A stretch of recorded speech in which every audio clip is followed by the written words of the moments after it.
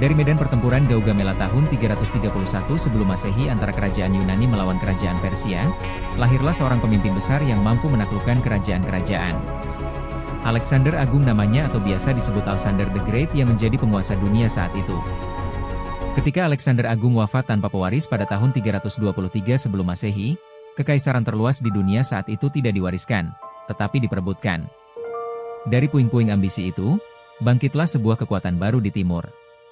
Kerajaan Seleukia. Sebuah kerajaan yang mencoba menyatukan dua dunia, Yunani dan Timur Tengah. Sebuah kerajaan yang lahir dari ambisi, dan tumbang oleh perpecahan. Setelah kematian Raja Alexander Agung, para jenderal atau diadohi membagi kekaisarannya.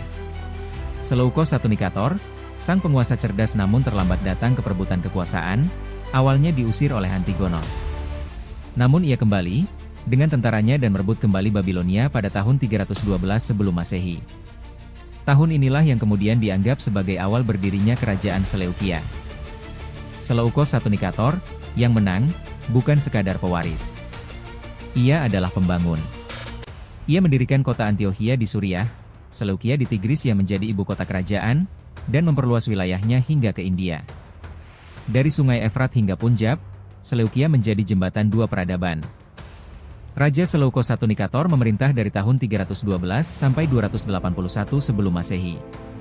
Seleukos I Nikator adalah seorang pemimpin militer yang cerdas dan berhasil menjaga stabilitas di wilayah yang luas dan beragam. Dia mendirikan dinasti Seleukia yang memerintah dengan menggabungkan elemen-elemen Yunani dengan tradisi lokal. Di bawah para penerusnya, Antiochus I Soter dan Antiochus II Theos, melanjutkan kebijakan ayah mereka, memperkuat pemerintahan dan memperluas pengaruh Seleukia. Antiochus I Soter berhasil mempertahankan wilayahnya melawan ancaman eksternal, sementara Antiochus II Theos memperluas hubungan diplomatik dan perdagangan. Kerajaan Seleukia menjadi pusat utama budaya Helenistik dengan kota-kota seperti Antiokhia dan Seleukia yang menjadi pusat intelektual dan ekonomi. Bahasa Yunani menjadi lingua franca, dan ada fusi budaya antara Yunani dan tradisi lokal. Kemunduran kerajaan terjadi karena masalah internal dan eksternal. Konflik internal dan perebutan kekuasaan di dalam dinasti Seleukia sering melemahkan kerajaan. Pemberontakan lokal dan persaingan dengan kerajaan Helenistik lainnya, seperti Ptolemaic di Mesir dan Pergamon, menambah tekanan bagi Seleukia. Penerus kerajaan Seleukia Raja Antiochus III atau Antiochus Agung memerintah dari tahun 223 sampai dengan 187 sebelum Masehi berhasil memulihkan sebagian wilayah dan kejayaan kerajaan. Namun, di timur, wilayah seperti Baktria dan Parthia mulai lepas dari kendali. Di barat, musuh baru muncul, Republik Roma. Pada tahun 192 sebelum Masehi, Antiochus III atau Antiochus Agung mencoba menantang Roma, dan kalah. Kekalahan di pertempuran Magnesia pada tahun 190 sebelum Masehi dan perjanjian Apamea melemahkan kerajaan secara signifikan. Kekalahan melahirkan kekacauan. Para raja Seleukia saling memperebutkan tahta.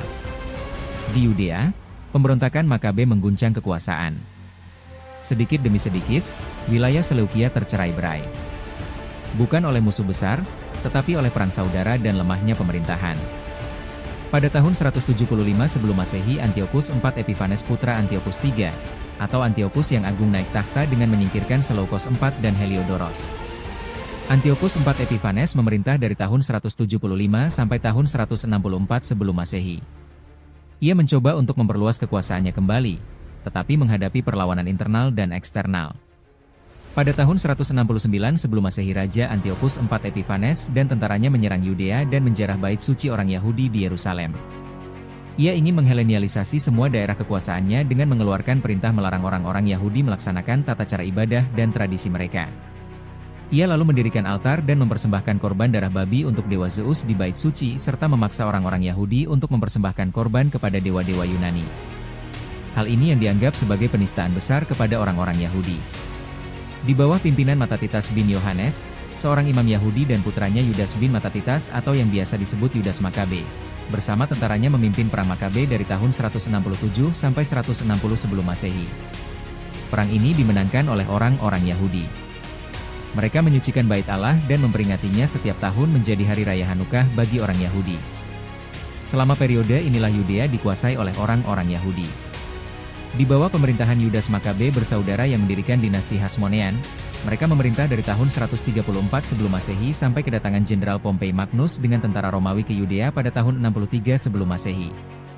Pada tahun 63 sebelum Masehi, Jenderal Pompei Magnus dari Romawi menaklukkan Antiokhia dan menjadikan wilayah Seleukia sebagai provinsi Romawi, mengakhiri kedaulatan kerajaan Seleukia.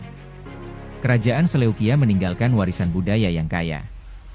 Dengan banyak kota-kota yang didirikan masih berpengaruh hingga saat ini.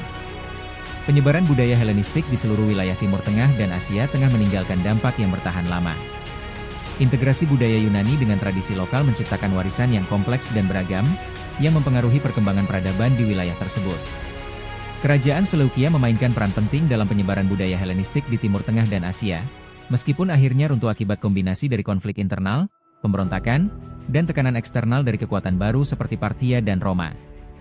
Alkitab juga mencatat di dalam kitab Daniel pasal 11 ayat 3-4, di mana Nabi Daniel mendapat penglihatan tentang seorang raja muda yang sangat kuat dan cerdas.